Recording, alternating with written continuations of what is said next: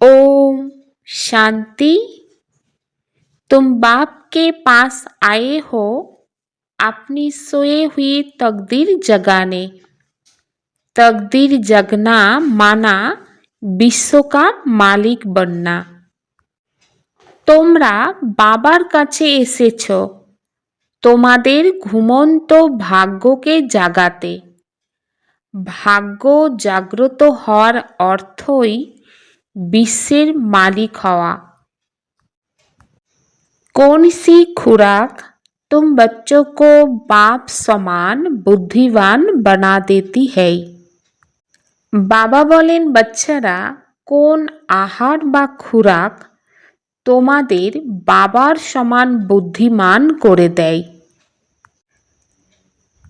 इहो पढ़ाई है तुम बच्चों के बुद्धि की खुराक जो रोज पढ़ाई पढ़ते हैं अर्थात इस खुराक को लेते हैं उनकी बुद्धि पारस बन जाती है। पारसनाथ बाप जो बुद्धिवानों की बुद्धि है वह तुम्हें आप समान पारस बुद्धि बनाते हैं। বাচ্চারা এই পড়াশোনা হলো তোমাদের বুদ্ধির পুষ্টিকর আহার। যে রোজ পড়াশোনা করে অর্থাৎ এই আহার গ্রহণ করে তার বুদ্ধি পরশ পাথর তুল্য হয়ে যায়।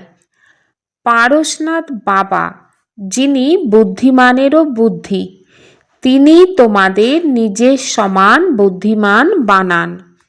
প্রাণেশ্বর বাবা এসে বাচ্চাদেরকে বলেন আমার মিষ্টি মিষ্টি বাচ্চারা এও জানে যে কলিযুগে সকলের ভাগ্য ঘুমিয়ে আছে।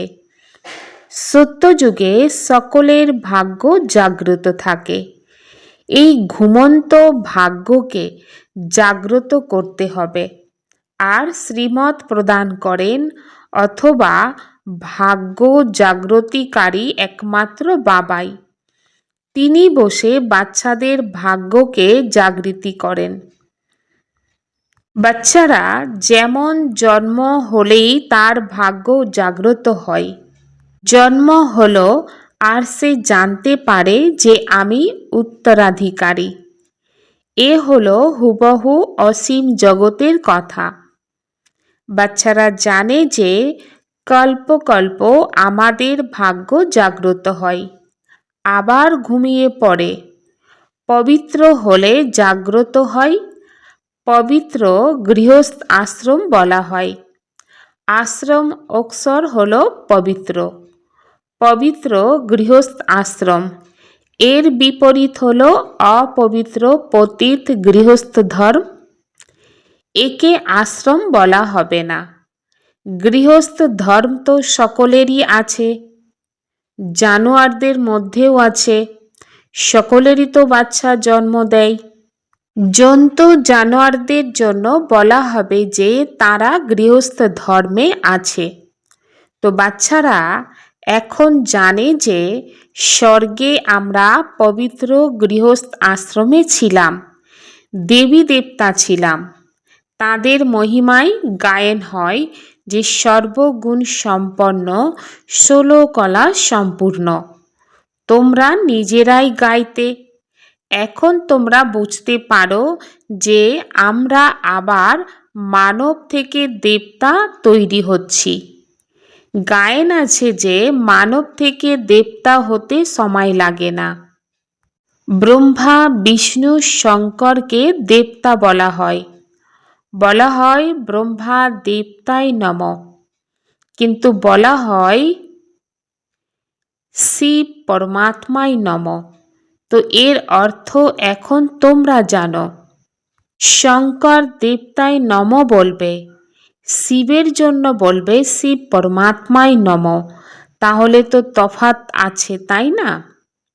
শঙ্কর দেবতা আর শিব পরমাত্মা, তাহলে শিব আর শঙ্করকে এক বলাই যাবে না। তো বাবা বলেন বাচ্চারা তোমরা জানো যে আমরা বরাবর পাথর বুদ্ধি ছিলাম, এখন আবার পরশ পাথর তুল্য বুদ্ধি হচ্ছি। দেবতাদের তো পাথর বুদ্ধি বলা হবে না। এরপর ড্রামা অনুসারে রাবণ রাজ্যের সিঁড়ি দিয়ে নামতে হবে। পরশ পাথর বুদ্ধি থেকে পাথর বুদ্ধি হতে হবে। সব থেকে বুদ্ধিমান হলেন একমাত্র বাবা। এখন তোমাদের বুদ্ধির জোর নেই। বাবা বসে তাদের পরশ পাথর তুল্য বুদ্ধি বানান। তোমরা এখানে পরশ পাথর তুল্য বুদ্ধি হতে আসো। পারশনাথের মন্দির আছে, সেখানে মেলা হয়, কিন্তু একথা কেউ জানে না যে পারশনাথ কে। বাস্তবে পরশ পাথর তুল্য বুদ্ধি তো বাবাই করেন, আর তিনি হলেন বুদ্ধিমানেরও বুদ্ধি। এই জ্ঞান হলো তোমাদের মতো বাচ্চাদের বুদ্ধির খাবার। এতে বুদ্ধি কত পাল্টে যায়।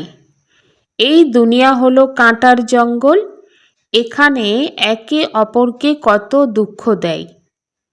এখন হলো অতি ভয়ানক নরক। গরুর পুরাণে তো অনেক মুখরোচক কাহিনী লিখে দিয়েছে। अभी तुम बच्चों की बुद्धि को खुराक मिल रही, बेहद का बाप खुराक दे रहे, यो है पढ़ाई। इसको ज्ञान अमृत भी कह देते, कोई जल आदि नहीं है। आजकल सभी चीज़ों को अमृत कह देते, गंगा जल को भी अमृत कहते, देवताओं के पैर धोकर पानी रखते हैं उसको अमृत कह देते। বাবা বলেন, বাচ্চারা, এখন তোমরা তোমাদের বুদ্ধির পুষ্টিকর আহার পাচ্ছ। অসীম জগতের বাবা তোমাদের আহার দিচ্ছেন। এ হলো পড়া, একে জ্ঞান অমৃত বলা হয়। এখানে কোনো জল ইত্যাদির কথা নেই। আজকাল সব জিনিসকেই অমৃত বলে দেয়া হয়। গঙ্গা জলকে অমৃত বলা হয়, দেবতাদের চরণ ধোয়া জলকেও অমৃত বলা হয়। এখন এও তো বুদ্ধির দ্বারা বোঝার মতন কথা। যারা এই অঞ্জলি ভরে জল দেন তা কি অমৃত, নাকি পতিত পাবনী গঙ্গার জল অমৃত? যারা আঁচলি ভরে জল দেন তারা কখনোই এমন বলবে না যে এই জল পতিতকে পবিত্র করে। কিন্তু গঙ্গা জল সম্বন্ধে বলা হয় যে এ হলো পতিত পাবনী। এমন বলা হয় যে মানব মারা গেলে মুখে যেন গঙ্গা জল দেয়া হয়।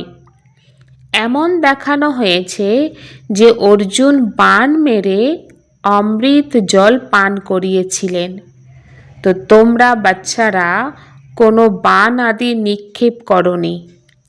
এক গ্রাম আছে যেখানে বাণ দিয়ে লড়াই করা হয়। সেখানকার রাজাকে ঈশ্বরের অবতার বলা হয়। এখন ঈশ্বরের অবতার তো কেউ হতেই পারে না। বাস্তবে প্রকৃত সদ্গুরু তো একজনই, যিনি সকলের সদ্গতি দাতা, যিনি সকল আত্মাদের সাথে করে নিয়ে যান। তো বাবা ছাড়া আর কেউ ফিরিয়ে নিয়ে যেতেই পারে না। ব্রহ্মতে লীন হয়ে যাওয়া কোনো কথাই নেই, এক নাটক সম্পূর্ণ তৈরি। তো এই অনাদি সৃষ্টির চক্র চলতেই থাকে। এই পৃথিবীর হিস্ট্রি জিওগ্রাফি কিভাবে রিপিট হয় এ এখনই তোমরা জানতে পারো, আর কেউ তা জানে না। মানব অর্থাৎ আত্মারা নিজের রচয়িতা বাবাকেও জানে না, যাকে তারা ডেকে থাকে ও গডফাদার। তো লৌকিক বাবাকে কখনোই গডফাদার বলবে না। গডফাদার শব্দ খুব সম্মানের সঙ্গে বলে থাকে। তার জন্য এমন গায়েন হয় যে তিনিই পতিত পাবন, দুঃখহর্তা, সুখকর্তা। একদিকে বলে তিনি দুঃখহর্তা, সুখকর্তা, আবার যখন কোনো দুঃখ হয় অথবা বাচ্চা ইত্যাদি মারা যায়, তখন বলে দেয় ঈশ্বরই সুখ দুঃখ দেন। তো ঈশ্বর আমার সন্তানকে কেড়ে নিয়েছে, এ কি করল ভগবান। তো এখন একদিকে মহিমা করে, আর কিছু হলে ঈশ্বরকে গালি দেয়। যখন বলে যে ঈশ্বর আমাদের সন্তান দিয়েছেন, তখন যদি আবার ফিরিয়ে নেন, তাহলে তোমরা কাঁদো কেন? ঈশ্বরের কাছেই গেল, তাই না? তো সত্যযুগে কেউ কখনোই কাঁদে না। বাবা বোঝান যে কাঁদার তো কোনো দরকার নেই। আত্মা তার নিজের হিসাব নিকাশ অনুসারে অন্য কোথাও পার্ট প্লে করতে হবে। জ্ঞান না থাকার কারণে মানব কত কান্নাকাটি করে, যেন পাগল হয়ে যায়। এখানে তো বাবা বোঝান, মৃত্যু হলে তখনই হালুয়া খাও। তোমাদের নষ্ট মোহ হতে হবে। আমাদের তো একজনই অসীম জগতের পিতা আছেন, দ্বিতীয় আর কেউ নেই। বাচ্চাদের এমন অবস্থা হওয়া উচিত। মোহজিৎ রাজার কথা তো শুনেইছ। এসব হলো চর্চিত কাহিনী। সত্যযুগে দুঃখের কোনো কথাই থাকে না, না সেখানে কোনো অকালে মৃত্যু হয়। তো বাবা বলেন, বাচ্চারা জানে যে আমরা কালকে জয় করি, অর্থাৎ কালের ওপর বিজয় লাভ করি। আর বাবাকে বলা হয় মহাকাল। কালেরও কাল তোমাদের কালকে জয় করায়, অর্থাৎ কাল কখনোই তোমাদের গ্রাস করে না। কাল তো আত্মাদের গ্রাস করতেই পারে না। আত্মা এক শরীর ত্যাগ করে অন্য শরীর ধারণ করে, একে বলা হয় কাল গ্রাস করেছে। বাকি কাল বলে কোনো কিছু হয় না। মানব মহিমা করতে থাকে, কিন্তু কিছুই বোঝে না। কারণ মানব এখন সম্পূর্ণ বোঝার বাইরে চলে গিয়েছে। বোঝার মতন ক্ষমতাই নেই মানবের মধ্যে। বাবা বোঝান যে এই 5 বিকার তোমাদের বুদ্ধিকে কত খারাপ করে দেয়। কত মানব বদ্রীনাথ ইত্যাদি স্থানে যায়। আজ 2 লাখ গেল, কাল 4 লাখ গেল। বড় বড় অফিসাররা তীর্থ করতে যায়, তোমরা তো যাও না। তখন ওরা বলবে, এই বিকেরা তো নাস্তিক, কেননা এরা ভক্তি করে না। তোমরা আবার বলো যারা ভগবানকে জানে না তারাই নাস্তিক। তো বাবাকে তো কেউ জানে না, তাই এই দুনিয়াকে অনাথের দুনিয়া বলা হয়। সবাই নিজেদের মধ্যে কত লড়াই ঝগড়া করতে থাকে। এই সম্পূর্ণ দুনিয়া তো বাবার ঘর। বাবা এই সম্পূর্ণ দুনিয়ার বাচ্চাদের পতীত থেকে পবিত্র করতে আসেন। বরাবর অর্ধেক কল্প তো পবিত্র দুনিয়াই ছিল। এমন গায়েন আছে যে রাম রাজা, রাম প্রজা, রাম সাহুকার। সেখানে তাহলে অধর্মের কথা কিভাবে হতে পারে? এমন বলা হয় যে ওখানে বাঘে গরুতে এক ঘাটেই জল খায়। তাহলে এই রাবণ ইত্যাদি ওখানে কিভাবে আসবে? কিছুই বুঝতে পারে না বাইরের লোকেরা। তো এই সব কথা শুনে হাসতে থাকে। तुम बच्चे जानते हो, अभी ज्ञान का सागर बाप आकर हमें ज्ञान देते। ये पतित दुनिया है ना, अब प्रेरणा से पतितों को पावन बनाएंगे क्या? बुलाते हैं, हे पतित पावन आओ, आकर हमको पावन बनाओ। तो जरूर भारत में ही आया था। বাচ্চারা তোমরা জানো, এখন জ্ঞানের সাগর বাবা এসে আমাদের জ্ঞান দান করেন। এ তো পতিত দুনিয়া। এখন তিনি কি প্রেরণার দ্বারাই পতিতকে পবিত্র করবেন? মানব ডাকতে থাকে, হে পতিত পাবন এসো, তুমি এসে আমাদের পবিত্র করো। তাহলে অবশ্যই তিনি এই ভারতেই এসেছিলেন। এখন তিনি বলেন, আমি জ্ঞানের সাগর, আমি এসেছি। বাচ্চারা, তোমরা জানো যে শিব বাবার মধ্যেই সম্পূর্ণ জ্ঞান আছে। বাবাই বসে বোঝান, বাবাই বাচ্চাদেরকে এই সব কথা বুঝিয়েছেন। শাস্ত্রতে সব কিছু চর্চিত কাহিনী আছে, নাম লিখে দিয়েছে। ব্যাস ভগবান শাস্ত্র লিখেছেন। এখন এই ব্যাস ছিলেন ভক্তি মার্গের, ইনি হলেন ব্যাসদেব, তার সন্তান তোমরা হলে সুখদেব। তো এখন তোমরা সুখের দেবতা হও, তোমরা সুখের উত্তরাধিকারী গ্রহণ করছো ব্যাসের থেকে, শিবাচার্যের থেকে। ব্যাসের সন্তান হলে তোমরা, কিন্তু মানব যাতে দ্বিধাগ্রস্ত হয়ে না যায় তাই বলা হয় শিবের সন্তান। তাই প্রকৃত নাম হলো শিব বাবা। তাই এখন বলেন, তোমরা কোনো দেহধারীকে দেখো না, যেহেতু শিব বাবা তোমাদের সামনে বসে আছেন। আত্মাকে জানা যায়, আবার পরমাত্মাকেও জানা যায়। পরমাত্মা বাবা হলেন পরমপিতা পরমাত্মা শিব। বাবা এসে পতিত থেকে পবিত্র করার পথ বলে দেন। বাবাই বলেন, আমি তোমাদের আত্মাদের বাবা, আমাকে অনুভব করা যায় কিন্তু দেখা যায় না। বাবা জিজ্ঞেস করেন, তোমরা কি এখন নিজেদের আত্মাকে অনুভব করেছ? এত ছোট আত্মার মধ্যে এমন অবিনাশী পাঠ ভরা আছে, যেমন এক রেকর্ডের মতো। तुम जानते हो हम आत्मा ही शरीर धारण करती। पहले तुम देहो अभिमानी थे, अब देही अभिमानी हो। तुम जानते हो हम आत्मा 84 जन्म लेती, उनका अंत नहीं होता। कोई कोई पूछते हैं ये ड्रामा कब से शुरू हुआ, परंतु ये तो अनादि है। বাবা বলেন, তোমরা জানো যে আমরা আত্মারাই শরীর ধারণ করি। প্রথমে তোমরা দেহ অভিমানী ছিলে, এখন দেহি অভিমানী।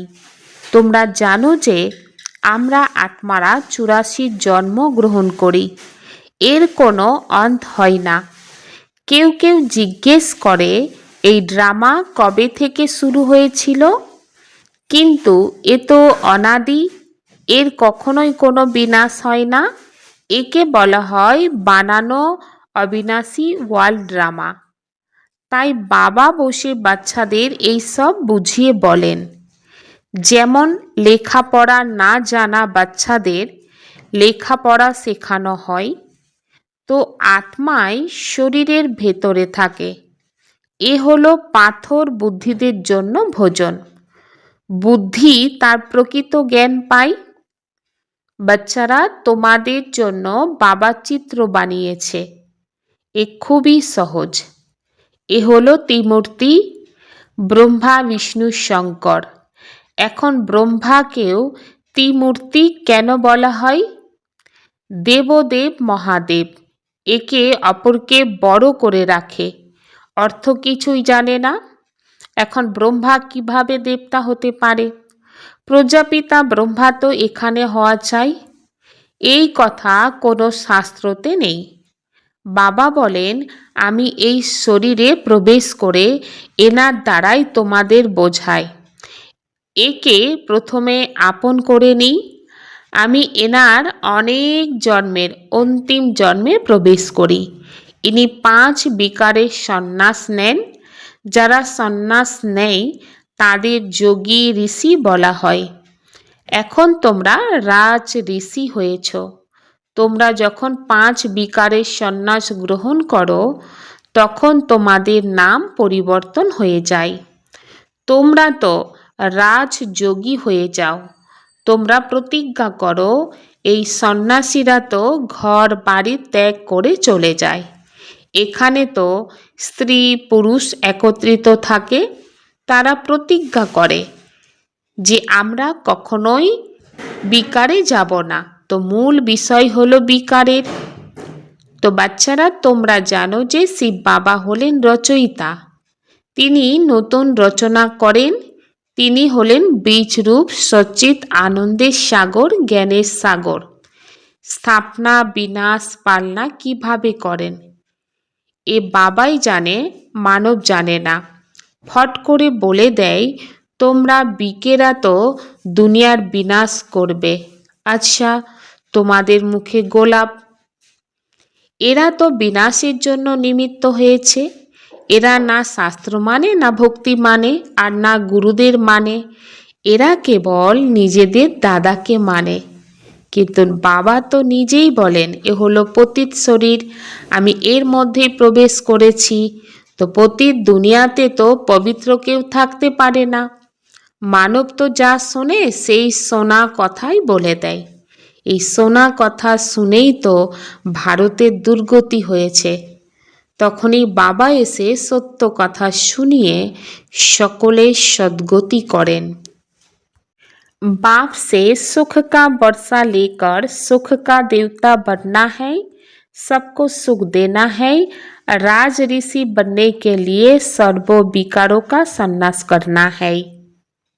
বাবার কাছ থেকে সুখের উত্তরাধিকার নিয়ে সুখের দেবতা হতে হবে, সবাইকে সুখ দান করতে হবে। রাজ ঋষি হওয়ার জন্য সর্ববিকারের সন্ন্যাস করতে হবে। पढ़ाई ही सच्ची खुराक है। सद्गति के लिए सुनी सुनाई बातों को छोड़ श्रीमत पर चलना है। एक बाप से ही सुनना है, मोहजित बनना है। পড়াশোনা হলো প্রকৃত আহার। সদ্গতির জন্য শোনা কথা ছেড়ে শ্রীমত অনুযায়ী চলতে হবে। এক বাবার কথাই শুনতে হবে, मोहजीत होते হবে। अपने असली संस्कारों को इमर्ज कर सदा हर्षित रहने वाले ज्ञान स्वरूप হও। নিজের আসল সংস্কারগুলিকে ইমার্জ করে সর্বদাই হাসি খুশিতে থাকা জ্ঞান স্বরূপ হও। যে বাচ্চারা জ্ঞান চিন্তন করে তার স্বরূপ হলো তারা সদা হাসি খুশিতে থাকে। সদা হাসি খুশিতে থাকা, এটাই হলো ব্রাহ্মণ জীবনের আসল সংস্কার।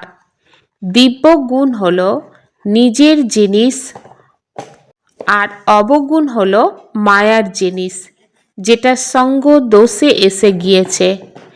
এখন তার দিকে পিঠ করে দাও আর নিজের অলমাইটি অথরিটি পজিশনে থাকো, তাহলে সদা হাসি খুশিতে থাকবে। কোনো আসুরি বা ব্যর্থ সংস্কার सामने आसार साहस रखबे ना। संपूर्णता का लक्ष्य सामने रखो तो संकल्प में भी कोई आकर्षण आकर्षित नहीं कर सकती। সম্পূর্ণতার লক্ষ্য সামনে রাখো, তাহলে সংকল্পে কোনো আকর্ষণ আকৃষ্ট করতে পারবে না। বাবা বলেন, একতার জন্য এক আত্মিক তাবিজ সর্বদাই নিজের পাশে রাখো। যে রিগার্ড দেয়াই হলো রিগার্ড নেয়া। এই রিগার্ডের রেকর্ড সফলতার অবিনাশী রেকর্ড হয়ে যাবে। মুখের ওপরে একটাই সফলতার মন্ত্র হলো প্রথমে আপনি। এই মহামন্ত্র মন থেকে পাক্কা থাকবে। যথার্থ রূপের মাধ্যমে প্রথমে আমিত্বকে সমাপ্ত করে অন্যদেরকে এগিয়ে দেয়া তথা নিজের উন্নতি মনে করে এই মহামন্ত্রকে সামনে রেখে সফলতা প্রাপ্ত করতে থাকো।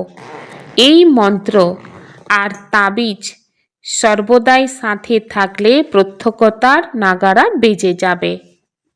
রাম রাজ্যের প্রজারাও সমৃদ্ধশালী মানে ধনী হয় এবং সবার মধ্যে দানশীলতার সংস্কার থাকার কারণে ধর্মের সর্বদাই উপকার কল্যাণ সাধিত হয়। অর্থাৎ রাম রাজ্যে সকলেই রামের মতো গুণধারী হয়, দানী মনোভাব থাকে। ওম শান্তি।